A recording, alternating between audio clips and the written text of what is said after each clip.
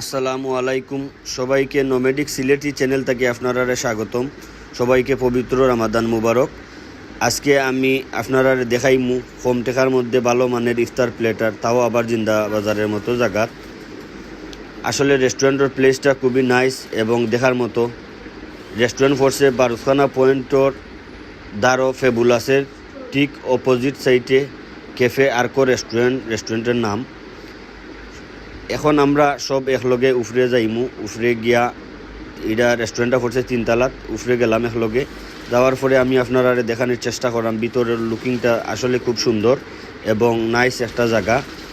আর এখানেও নিরিবিলি পরিবেশের মাঝে সুন্দর এবং আমরা সবে এনজয় কইরা ইফতার করলাম।